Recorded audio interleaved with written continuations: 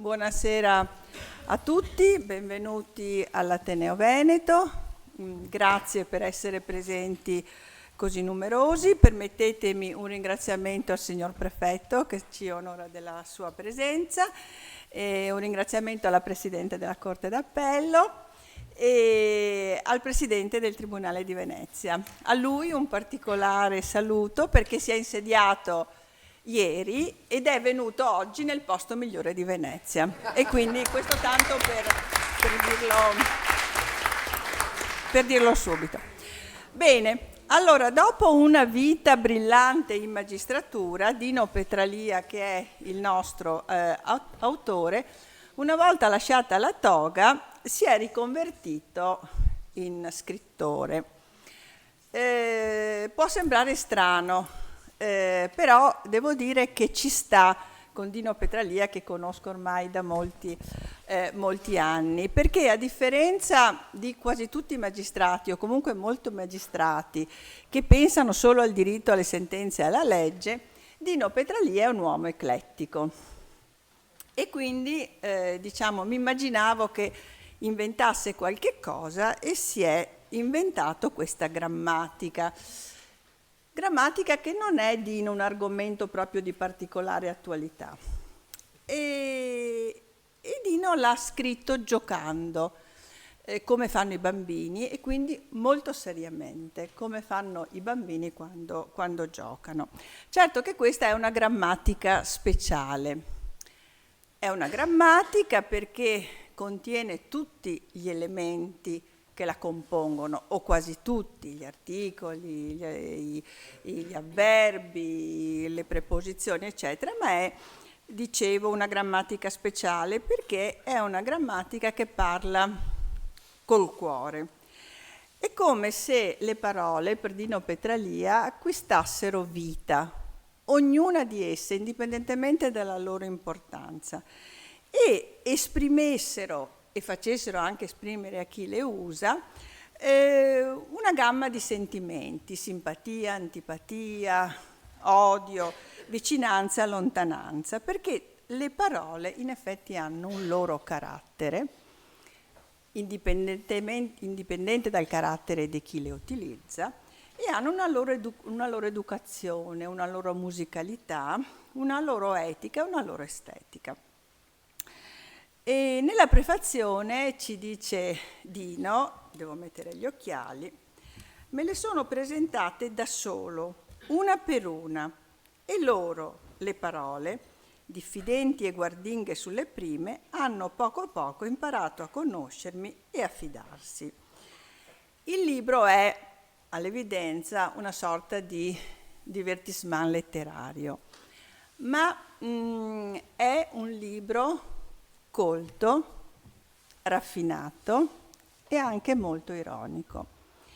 Ma io ho trovato due messaggi, e qui chiudo perché il mio è solo un saluto, due messaggi in questo libro, al di là della piacevolezza e della cultura che trasudano dal testo. Il primo è sull'importanza di padroneggiare la grammatica. Attingendo a ricordi personali, io ho avuto una maestra favolosa e nei miei 40 anni di magistratura molto spesso mi è capitato, scrivendo le sentenze, di attingere alle regole grammaticali che mi aveva insegnato la maestra. Erano maestre di altri tempi. E quindi questa grammatica di Dino ci insegna l'importanza della grammatica, che devo dire è nell'attualità poco frequentata, per non dire ignorata, per non dire gestita da persone ignoranti.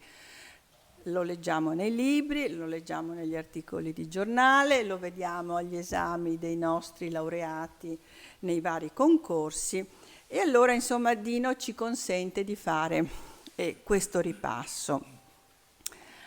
Ma, ed è la seconda ragione, anche, come dire, un affresco di quanto sia ricca ed utile la nostra lingua italiana. Viviamo in un mondo globalizzato dove si usa molto spesso l'inglese, eccetera, ma in realtà abbiamo una lingua che in tutti gli elementi grammaticali, dai più importanti ai più piccoli, persino le interiezioni, persino la punteggiatura, ci aiuta a descrivere le situazioni e, come dire, a fare palpitare le emozioni. E quindi aver ripreso anche questa grammatica è come un inno alla nostra lingua, alla nostra bella lingua italiana.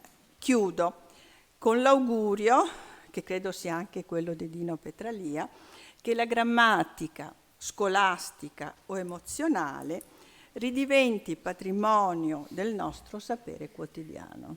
Grazie.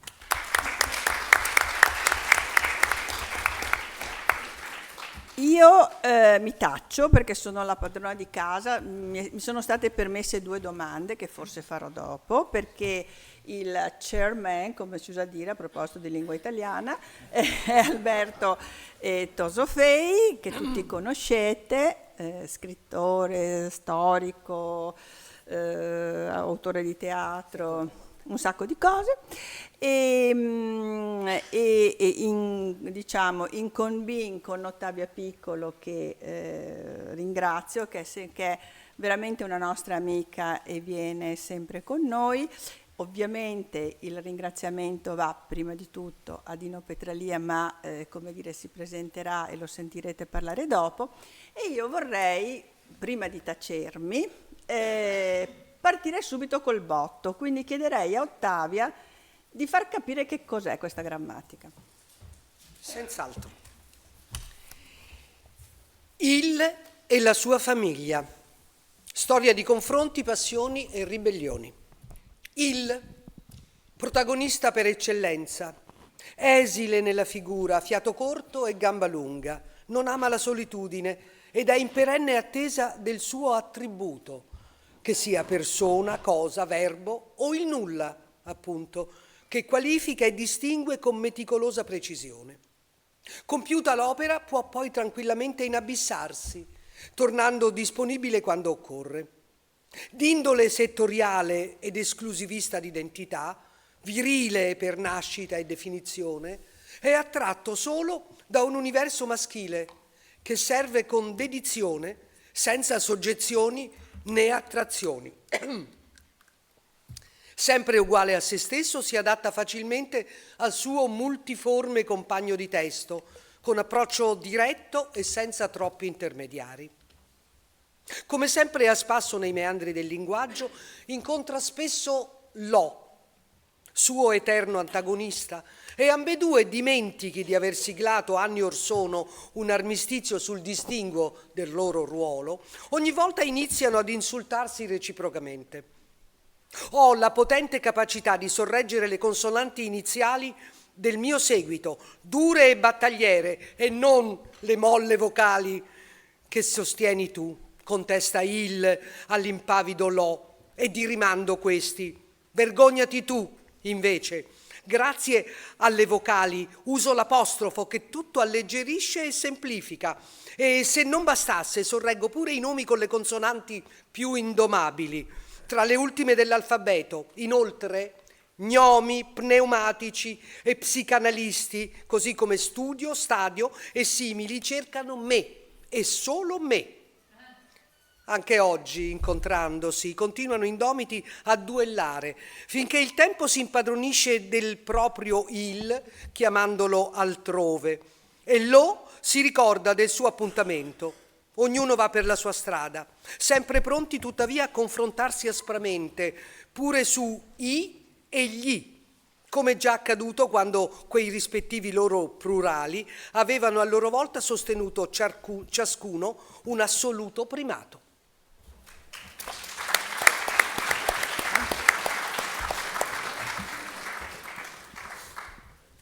Ed eccoci dunque. Entriamo un po' nel vivo di questa serata, anche se moltissimo è già stato detto e ascoltato. È una serata fatta di parola, essenzialmente. È la parola che sto usando io per comunicare con voi. È la parola che sostiene l'umano fin dalle sue origini, prima ancora della scrittura. Quindi le storie viaggiano perché vengono raccontate e poi però si fissano. E per fissarsi le parole hanno bisogno di regole, che sono poi quelle che con grande, anche devo dire, divertimento, Dino Petralia raccoglie in questo libro. E volevo però, lasciando chiaramente il piacere della lettura a Ottavia, spostare appunto l'attenzione sulle parole, sulla parola, sulla lingua, sul linguaggio, perché è interessante e quindi ingaggerò Dino Petralia su questo, capire quali siano le regole e cosa accada poi a queste regole e a queste parole, iniziando appunto dai nomi. Noi abbiamo la necessità di identificare qualcosa, no? Cioè di dare un nome alle cose. C'è un film di qualche anno fa di Giada Colagrande, non so quanti di voi la conoscano, ma Giada Colagrande, oltre a essere una regista, è anche la moglie di Willem Dafoe, fra parentesi, e ha realizzato un film qualche anno fa che si chiama Before It Had a Name, prima che avesse un nome. E a partire da la storia di una piccola comunità americana in cui le persone si ammalavano senza sapere perché. E poi si scopre la causa e questa definizione ultima, cioè questo nome che viene dato a ciò che sta accadendo, cambia chiaramente, no? La percezione delle cose. Noi abbiamo bisogno di nomi, no? per modificare la nostra percezione delle cose, e direi di più, abbiamo l'importanza di definire ogni cosa con il suo nome. Beh, se questa è una domanda io incomincio a preoccuparmi, perché le cose si fanno serie e diciamo che devo concentrarmi molto per dare delle risposte che siano piuttosto serie, come serie e acute sono le domande. Identificare le persone, identificare le cose, identificare il mondo che ci appartiene a 360 gradi è proprio attribuire le parole giuste, le corrette, identificarle meglio possibile per poter colloquiare nella miglior maniera possibile. Prima di affrontare la rapidissima risposta che voglio fare sul punto, devo dire che la novella iniziale, che non è un caso perché la storia, la famiglia degli articoli che Ottavia ha iniziato a leggere ha un prosieguo. E inizia con questo battibeccare di il e lo, ognuno dei quali rivendica il proprio uso, la propria posizione, il proprio dominio, il proprio governo sulle parole, ognuno dalla propria prospettiva. Ma cosa accade? Che da lontano, da una collinetta, là, che assiste a questo confronto, a questa diatriba tra l'il e lo, fa una considerazione che è un po' una considerazione che può transitare anche dal punto di vista sociale su un contesto che tutti conosciamo. Si bisticciano, sono uomini, sono sempre loro. Vedete me, là, con me tutto l'universo femminile va d'accordo. Io non ho avversari, non ho diversi interlocutori, non ho competitori e appartengo ad un mondo diverso, più completo, più globale, più esaustivo, come si direbbe nel linguaggio che da tempo ho abbandonato, che è quello della giuridicese, se così possiamo dire. Nel frattempo, mentre queste considerazioni risuonano, i cugini lontani, che sono gli articoli indeterminativi, dicono: ma guarda un po' questi nostri cugini, finiremo per rinnegarli, perché in fondo si preoccupano sempre di avere delle specificazioni, cioè di capire, di specificarsi e di precipitare in un nome. Il, lo, la. Guardate noi siamo indeterminati e indeterminativi, per noi tutto va bene, noi siamo ancora più globali e globalizzati, perché guardiamo in modo comunitario tutto il mondo. Ecco, io perché ho voluto darvi questa continuazione della piccola storia che Ottavia ha mirabilmente letto, perché esprime un po' qual è la cifra del libro, e la cifra del libro è questo: che le parole, che poi, come dico io nell'introduzione, sono la merce di scambio più diffusa al mondo, sono l'oggetto con il quale anche in questo momento esiste, mentre parliamo, mentre discorriamo e mentre ci confrontiamo, e che, attenzione signori, esiste anche nei pensieri, perché le parole esistono nei pensieri, noi pensiamo con le parole, e mi spingo oltre, le parole esistono nei sogni. Se facciamo caso, anche nei sogni ci sono articolazioni di parole, le parole ci accompagnano sempre e ovunque. È questa compagnia di parole che mi hanno un po' spiegato il mondo, parole italiane ovviamente, ma parole della mia lingua, io le ho fatte diventare amiche e nell'introduzione che ha fatto Antonella, quando ha letto un passaggio della mia, diciamo dello scritto iniziale del libro, dove ho detto che a poco mi sono presentate, me le sono presentate una a una e poi le ho fatte a poco diventare amiche perché mi sono fatto conoscere. Ebbene è così. Adesso non vi devo sembrare strano perché strano non sono, ma quello che io provo e che ho provato nella mia solitudine professionale, e poi vorrò spiegare, se Alberto sarà così cortese da chiedermi o qualcun altro, che cosa vuol dire solitudine professionale come aspetto e come contesto creativo, estremamente creativo, io sarò felice di farlo, però le parole mi sono diventate amiche e io con le parole non ho giocato, ho stretto un rapporto e un patto non di non belligeranza, ma di amicizia. Per cui mi vengono incontro, come anche in questo momento, senza che io le cerchi, senza che le capisca, perché le ho praticate, le ho amate, posso dire, le ho coccolate, e allora a queste parole io ho dovuto dare tutta la mia riconoscenza scrivendo un libro non di tutte le parole, ma delle mie parole preferite, di quelle che tra gli aggettivi, i verbi, i nomi, gli articoli, anche segni di punteggiatura, quanto è bello un punto e virgola. C'è un capitoletto sul punto e virgola, tanto desueto quanto simpatico e interessante. È un po' l'inverso di un esclamativo, il punto e virgola, ma possiamo divertirci, come mi sono divertito, a descriverlo emotivamente, perché è così e perché uno è inverso, è un canone inverso dell'altra. E allora su questo devo dire che l'identificazione del mio mondo è avvenuta grazie alle parole, e questa necessità di identificarle sempre meglio, in cui anche il mio lavoro mi ha aiutato, ma con un codice tecnico diverso, un codice da cui ho sempre tentato e voluto distaccarmi. So che ci sono molti colleghi qua, quindi capiscono forse prima e meglio degli altri quello che voglio dire, non per negare validità, valore e senso al codice giuridicese, chiamiamolo così, che io ho sempre frequentato e ho scritto, ma perché le parole hanno un significato che prescinde dai codici settoriali, le parole sono universali. E allora quest'atto di riconoscenza che mi ha consentito di conoscere il mondo, amarlo nei miei pensieri e anche viverlo nei sogni con le mie parole, io ho voluto scrivere un libro di riconoscenza. È un libro che dà riconoscenza e che quindi ringrazia questo mondo di amici che stanno tutti attorno a me. E questo è un po' il modo attraverso il quale io ho identificato il mio mondo. In un momento, e qua concludo sulla risposta, in un momento in cui l'identificazione avviene in tanti modi. In Sicilia si potrebbe dire ci si identifica anche con uno sguardo, anche con un'alzata di spalla o con un occhio strizzato, ma anche quelle sono parole. Sono parole interne che si trasformano in messaggi gestuali, verbali, in sensazioni, in pensieri. Ebbene, le parole sono quanto di meglio ci sta attorno, quanto di più vivo, e io ho voluto dare, qua concludo sulla risposta, ho voluto dare, scusate il bisticcio, parola alle parole. Ed è questo il senso.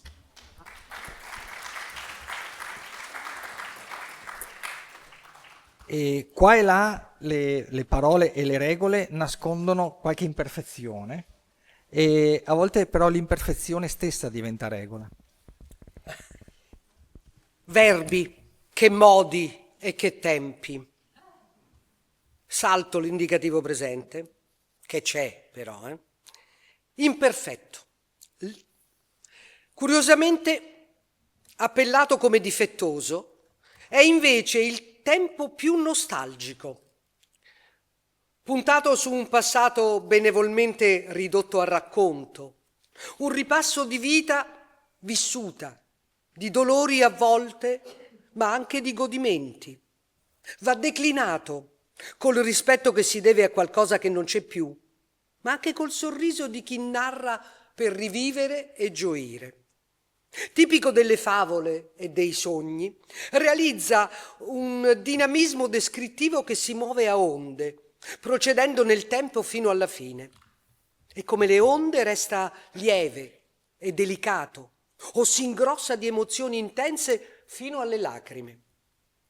Dotato di una certa duttilità d'uso, può anche riferirsi a un fatto compiuto senza ripetizioni o durata nel tempo, uscendo così dal suo ruolo primario e confinando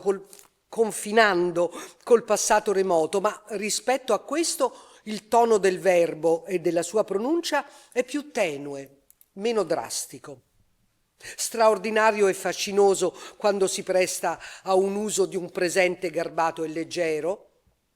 Volevo chiedere, desideravo conoscerla, in cui l'apparenza del trascorso è soltanto la proiezione di una grazia nel porgere una richiesta, un desiderio. La V costante ne realizza un timbro labio-dentale che dà identità e carattere all'imperfetto, rendendo ancora più inspiegabile la sua denominazione. Sappiate comunque che un suo uso sempre più frequente è sintomo dell'età che avanza, ma non è detto che sia un male.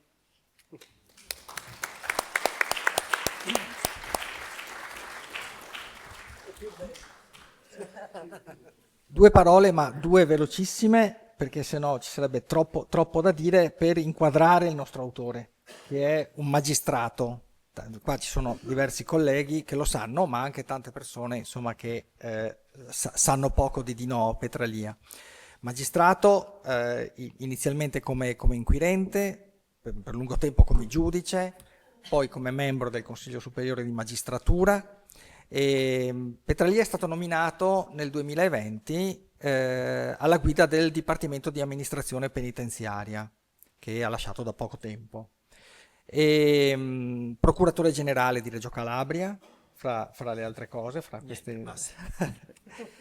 e fino a qua è una delle vite di Dino Petralia, che poi ha collaborato e collabora tuttora con varie università e con diverse scuole di specializzazione, anche di polizia, ma che, come è evidente peraltro, ed è il motivo per cui siamo qui, cela alcune, o meglio non cela, perché mi sembra che siano chiarissime, alcune passioni come quella per il jazz, per il cinema, scrive favole per bambini, queste sono favole per bambini molto grandi, devo dire, insomma, ecco. E appunto arriva a questo libro sulla grammatica emozionale. Un uomo di legge, quindi un uomo delle regole, diremo, che parla della lingua e di una lingua che è fatta di regole. E quindi volevo chiederti come nasce un po' l'idea di questo libro e, agganciandomi a questa prima domanda, mi leggo subito quella che mi hai suggerito sulla solitudine professionale come contesto creativo. Sì, benissimo. Questo è un invito a nozze. E quindi su questo io non è concordato, ma è quasi concordato, nel senso che avete assistito tutti all'accordo con cui ho chiesto di domandarmi. È particolarmente interessante dire chiedere di domandare, però è così.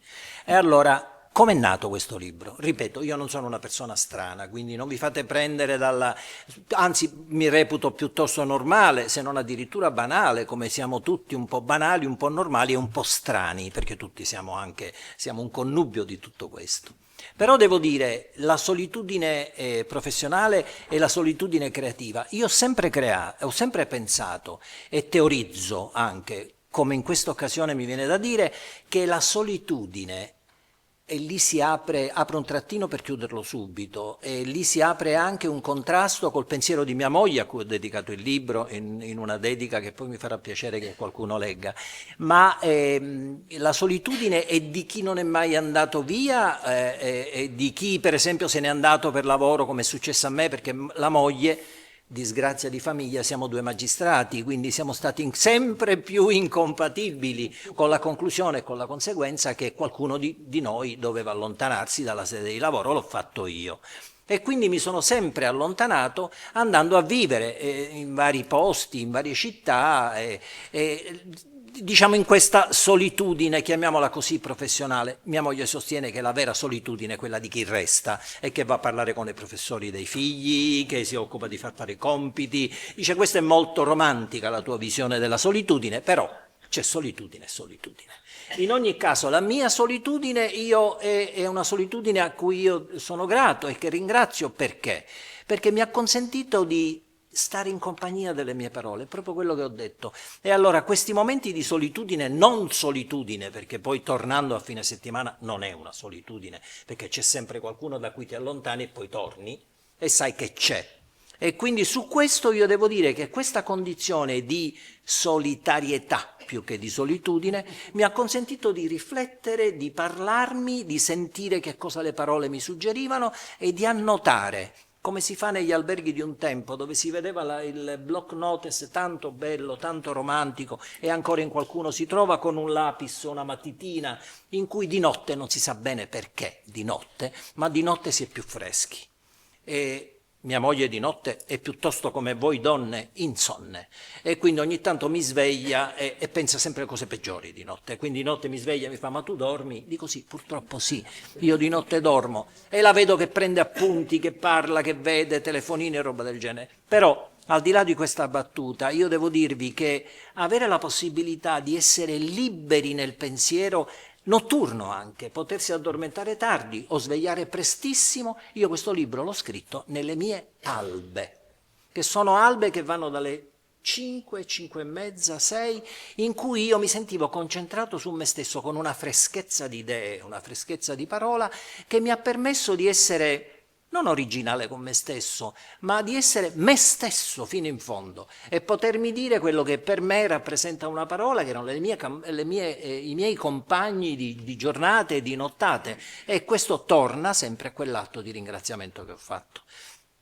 Per come mi è venuto in mente di scrivere, oltre alla solitudine, che è stata un po' l'occasione, il mare dentro il quale ho nuotato e creato questo mio prodotto, che poi nient'altro che un'autobiografia delle mie parole. Ecco, diciamolo, non è una storia autobiografica, ma è un'autobiografia, è un interno che io ho voluto mostrare, esibire e anche esternizzare. C'è un'altra componente, questa volta mi ha aiutato anche uno psicanalista, un insigne psicanalista che è Sarantis Tanopoulos, a cui ho chiesto ed ottenuto anche una postfazione, oltre quella, vi suggerisco, bellissima, di Alessandro Bergonzoni, che secondo me è non solo un funambolo della parola, ma è un grande genio della parola, perché con la parola lui riesce a creare come fosse un architetto dei concetti, dei messaggi e dell'interno e dell'esterno. E su questo devo dirvi che lo psicanalista a proposito di Illello, mi ha anche detto, secondo me, con una vera e propria seduta improvvisata, ho scoperto, e con l'ausilio di mia moglie che ben mi conosce, che io devo questa ispirazione ai miei nonni, e in particolare ad una nonna che, come diceva Antonella, mia nonna paterna era una maestra elementare di un tempo, quando le maestre elementari erano, chissà perché, pressoché tutte donne, ed erano soprattutto un'autorità. Anche perché erano depositarie di cultura, depositarie forse perché era la cultura che veniva trasmessa, le notizie, i fatti, quella basica ma anche quella più intensa che veniva trasmessa per consentire di parlare, di capire, di conoscere, di relazionarsi ai bambini, ai piccoli. Era una maestra elementare. E dalla nonna che nel pomeriggio usava fare ripetizione ai suoi alunnetti, ai bimbi che alla scuola elementare si usava un tempo, di mattina frequentavano la sua classe e la sua scuola ed il pomeriggio venivano nelle famiglie magari un po' più bene, oppure per levarsele dai piedi i genitori a fare il doposcuola dalle stesse maestre e dalla maestra. Si creava una sorta di piccolo cenacolo dove c'era un tavolo e dove io partecipavo perché stavo molto spesso a casa dei nonni.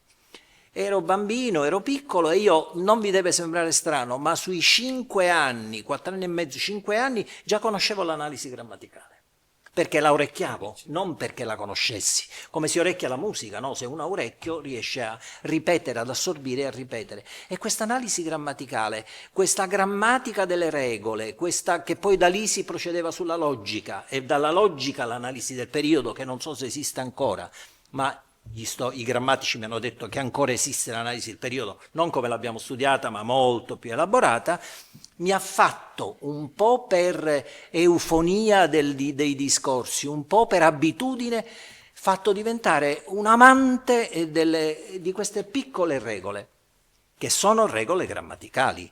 E sono regole che mi consentivano anche di fare un po' il saputello, perché poi finiva l'anno scolastico, arrivava una nuova scolaresca, ma io ero sempre lì dalla nonna e dai nonni, e quindi quando c'era una domanda, chi può rispondere a questa cosa, io alzavo il dito, oppure facevo così un po' il presuntuosetto e rispondevo, ma su questo devo dire, la nonna mi cassava fortemente, ma io ho imparato in questo modo, e questa cosa si è inabissata poi col tempo.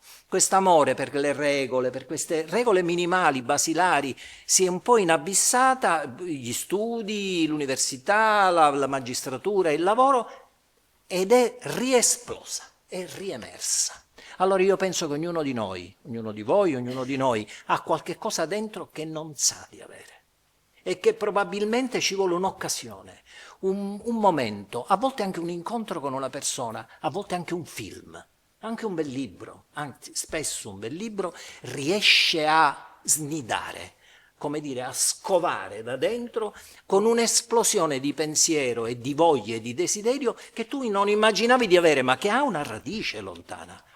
E che probabilmente esplorandosi, per chi ci riesce, o chiedendo anche un po' un aiuto attraverso un'indagine di tipo psicoanalitico, si può riuscire a capire. E io credo che questo amore per i nonni, questa devozione che io avevo, questa abitudine che erano un po' come i miei genitori, perché io passavo tutti i pomeriggi con la scusa che era una maestra elementare, quindi mi lasciavano lì tutto il giorno e spesso e volentieri restavo, perché ero coccolato come tutti i nipoti dai nonni, primo nipote poi, e non è poco, e quindi è venuta fuori e col tempo è esplosa. Però concludo, non è un libro né scientifico e neanche didattico, è un libro che affronta la grammatica non come regole, ma per le regole che noi abbiamo dentro, per i contenuti che la grammatica, le parole, gli aggettivi, la punteggiatura, i verbi, i pronomi, le semplici particelle che a me sono le più gradite, o, se, ma, ci, sono le cose che mi seducono di più e su cui riuscirei a scrivere anche ancora molto di più di quello che ho scritto. Quindi è soltanto probabilmente un divertissement, ma è anche uno sfogo che ognuno di voi potrebbe fare, perché dentro di sé può dare contenuto alle pulsioni delle parole che dice e che pronuncia, e soprattutto di quelle che gli vengono nei pensieri, di quelle che gli vengono in sogno. Allora diamo subito ragione della dedica che Dino Petralia fa alla sua Alessandra. A mia moglie Alessandra, con te sogno anche di giorno e so molte più cose di chi sogna solo di notte. Le mogli Ci vuole, però.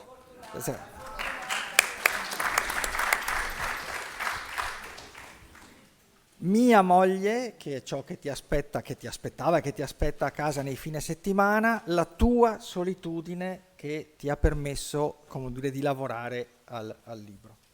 Aggettivi e possesso. Mio, segno d'appartenenza e di comando. Solo 3 lettere, ma una potenza di suono e di senso che intimorisce. Selettivo per definizione, è tra le prime parole dell'infante che con mio, formaggino a parte, ha una confidenza immediata, si spera, però da temperare negli anni.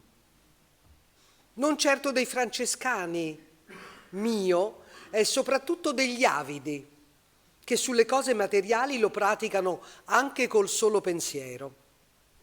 Per i primi invece il mio coincide col tuo, un'identità etica ormai fuori moda e in odore di santità, ma che in verità qualche seguace ancora lo annovera e lo recluta. Insomma, possesso per possesso, meglio il nostro, più comunitario e di indubbia maestà. Tuo? Disinteressato altruista qual è, si presenta meglio del mio, ma l'eccesso rischia di mutare in prodigalità, che non è affatto bene, specie se si ha famiglia e impegni da onorare.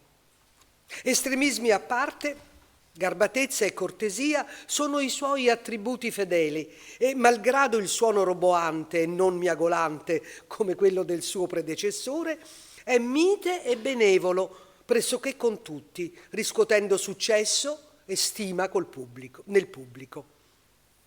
Non ci si crederà, ma se si parla di sogni e desideri, anche il tuo per gli innamorati può diventare mio. E in questo caso la competizione in termini di generosità diventa ardua e di non facile soluzione, dal momento che il possesso in prima persona, da egoistico, diventerà esattamente il contrario.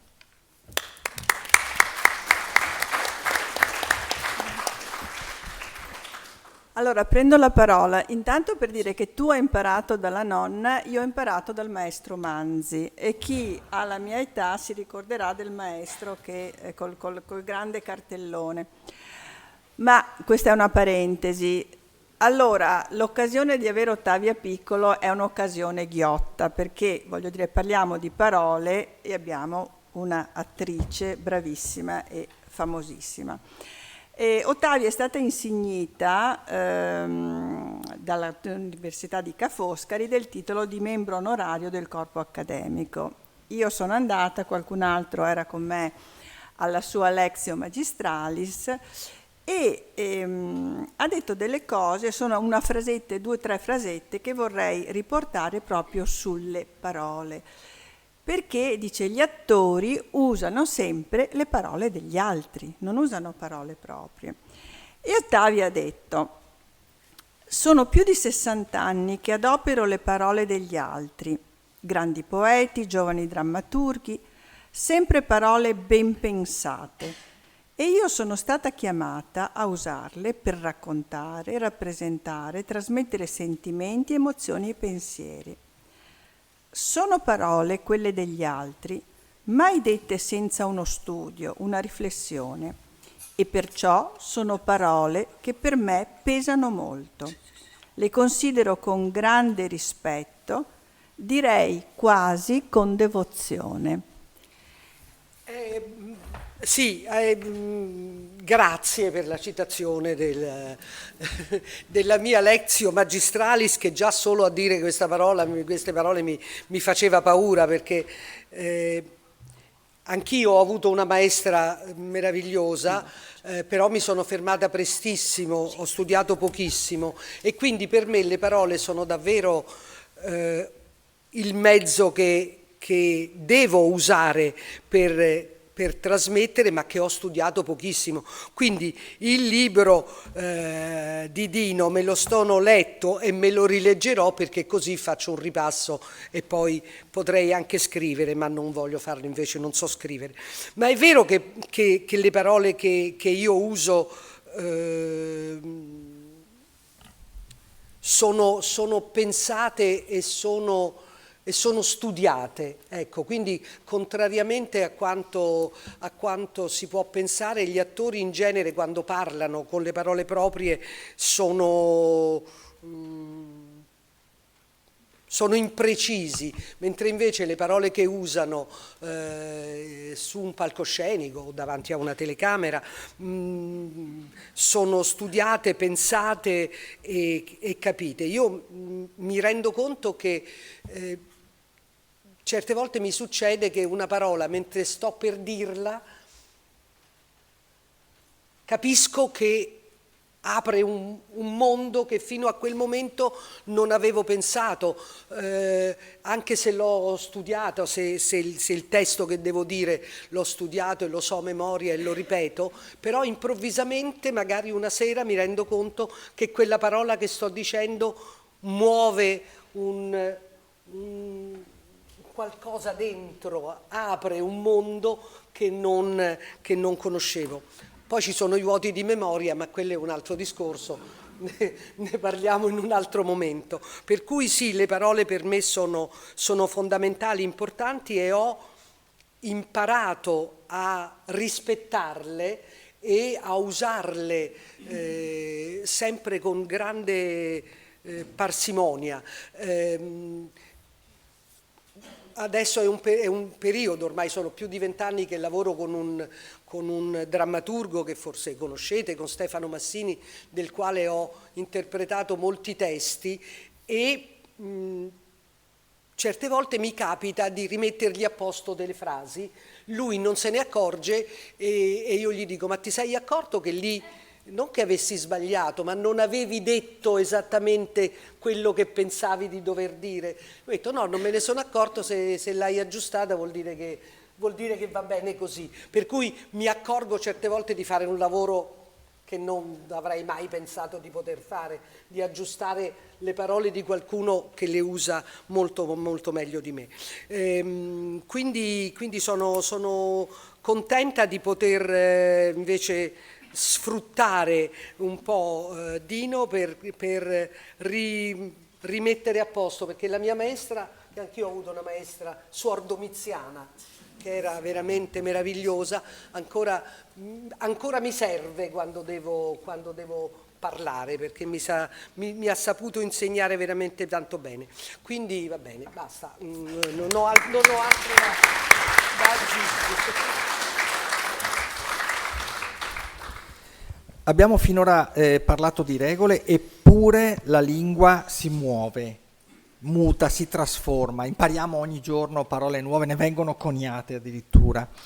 E vi sono addirittura lì, il veneziano non ha una grammatica scritta, no? Cioè lo parliamo, poi ognuno lo scrive un po' come vuole. E quindi anche la grammatica in qualche modo, no, ha delle mutazioni. E provocatoriamente ti chiedo, serve ancora? Nel senso che stiamo cambiando anche il linguaggio, abbiamo cominciato con gli SMS, poi no, c'è WhatsApp, i social, e cambia tutto, no? Cambia continuamente. Rispondo ad Alberto rapidamente. In un incontro che ho avuto e che mi ha onorato tantissimo, anche perché si sono proposti non solo per commentare questo mio libretto, questo mio sfogo, ma anche per presentarlo a Pesco Costanzo, che è la zona del paese dove vive Francesco Sabatini. Francesco Sabatini, sapete tutti, è uno dei padri della linguistica moderna, è una persona d'età che noi vedevamo anche a Uno Mattina e che tutti avremmo voluto adottare e avere come nonno, perché è talmente suadente, è tenero ed è di una sapienza non solo linguistica, è fenomenale. Siamo andati proprio a Pesco Costanzo col presidente attuale, che è Paolo D'Achille, con Pino Coluccia, che invece è un altro componente dell'Accademia della Crusca, a presentare questo libro in cui io ero tra l'inibito e il sorpreso. Però devo dire che senza nessuna velleità scientifica, nessuna velleità di natura ovviamente accademica, ho avuto degli insegnamenti, delle chicche, dei suggerimenti, degli spunti, uno dei quali mi consente di rispondere alla domanda di Alberto. La lingua si va usurando, la lingua sta cambiando, i codici, la grammatica si sposta, i linguaggi si spostano verso contesti che sono per esempio la messaggistica, che sono i contesti molto solipsistici dell'internet e delle comunicazioni, in cui c'è tutto un linguaggio. I nostri colleghi sanno che a volte, io sono pure transitato al Consiglio Superiore, in certi casi abbiamo anche assistito all'uso di colleghi onorari, in questo caso, che utilizzavano per dire per una X, che è un tipico sistema, meccanismo, passaggio messaggistico, no? Per abbreviare e probabilmente per risparmiare. Ci siamo fatti questa convinzione, forse più lungo il messaggio più si paga, forse una volta sì. Una volta era così e così è nato.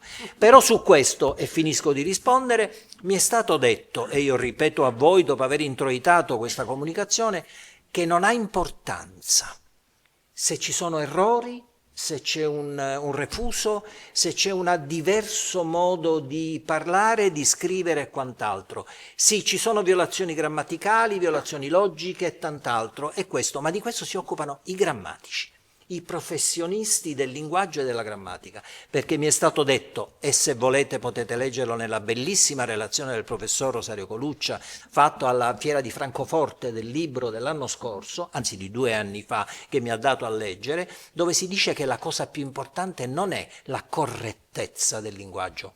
Se così fosse, le poesie, che sono produzione estemporanea anche di errori, di veri e propri errori, di neologismi, sarebbero tutto un linguaggio diverso e tutto un errore. Quello che è importante è comunicare, e che se la comunicazione è viva e se la comunicazione funziona, anche la messaggistica è, non dico corretta, ma perdonabile, perché è quello che conta. Grazie Dino. Grazie per questa domanda affatto soddisfacente che mi permette infatti di passare nuovamente la parola a Ottavia. Sì, non mi ricordo più dove siamo, qui. Arrivo, se riesco a aprire la pagina. Insomma, nulla a che vedere con la matematica e neppure con le coperte. Insomma, è un passepartout verbale che vive di luce propria e sta bene solo con se stesso. Presuntuosetto nel tono, sa d'imperio e di consegna, e in qual caso è la O a dirigerne il senso, complice uno sguardo che vira sul severo. Se invece a calcare lievemente l'accento si candida la I iniziale e gli occhi si agitano crogiolandosi nel dubbio e ancora le ciglia alte si inarcano flettendo sul basso, allora il senso cambia e, insomma, potenza della parola, diventa sinonimo contratto di non proprio così, forse, non direi affatto, smussando d'un tratto la sua boria di comando. C'è poi un terzo modo di rapportarsi in società ed è quello ben più pallido e comodo di una neutralità tonale ed espressiva tendente a un allora o dopo tutto più elegante e sciccoso però. Con l'accoppiata sua e del cognome nostro, specie se pronunciati entrambi in tono forte di monito, se non di biasimo, l'insomma sa di minaccia e ci riporta indietro a qualche angoscia scolastica. Insomma, Petralia. Sarebbe così? È così, no? E se infine ci si chiede dai curiosi di dar notizie su fame, sete e altre voglie e finanche di salute, ma che si impiccino dei fatti loro, la santa parola ci verrà in soccorso per dir tutto, insomma, senza dir niente. Insomma.